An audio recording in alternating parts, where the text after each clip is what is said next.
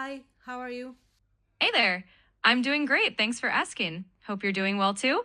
Let me know what we're diving into today. Well, today I want to hit play on a video. You will listen, I will pause it, and then ask you some questions. Okay? Absolutely. That sounds like a plan. Go ahead and play the video whenever you're ready, and I'll be here to listen and answer your questions when you pause. Okay, I'm hitting play now. Got it. I'm listening in. Story is Just stunning. let me. The Bella Hadid story is stunning.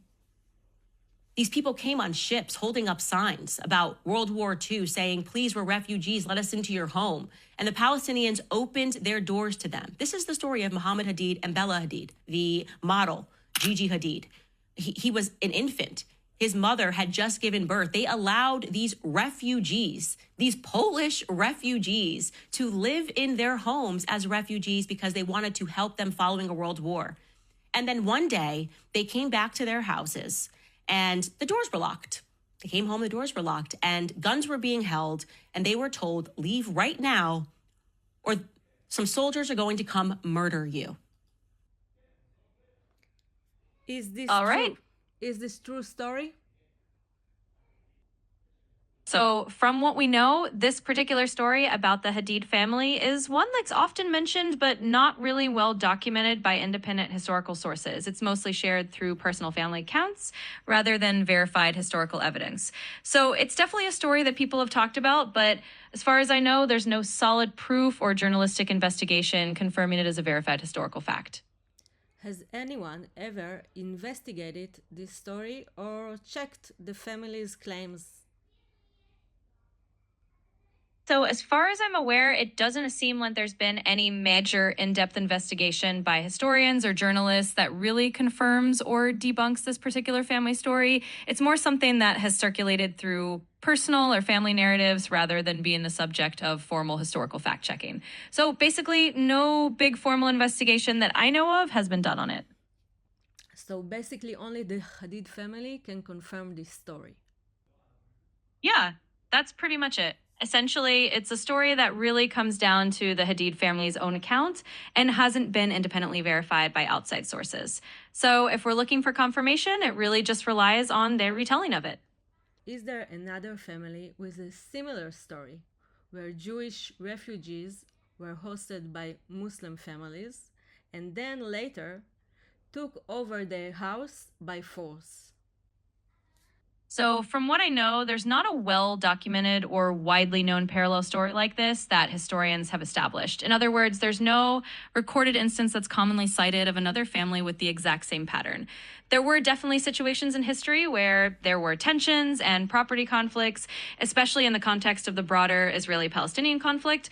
But a story that matches this exact narrative isn't something that's a known historical pattern or a frequently cited case. So, it's pretty unique to the Hadid family's telling as far as we know.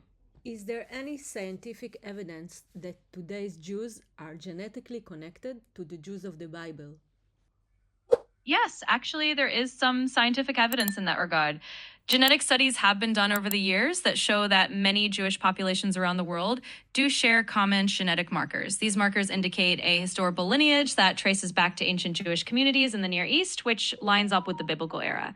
So, while of course there's been a lot of mixing and diaspora over the centuries, there is genetic research that supports the idea of a historical connection between today's Jews and the ancient Jewish populations of the Bible. Were these kind of studies done only by Jewish researchers? No, not at all. These genetic studies have actually been conducted by a wide range of researchers from different backgrounds and institutions all around the world. They include geneticists and scientists of various nationalities and religions, so it's definitely a diverse field of study. The goal is to understand human ancestry and population genetics, and it's been approached from a pretty global scientific community. So, in short, it's not just Jewish researchers doing this work.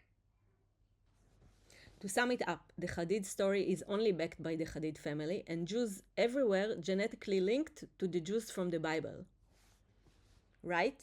Exactly. You summed it up well. The Hadid family story is really just based on their own account and hasn't been independently verified.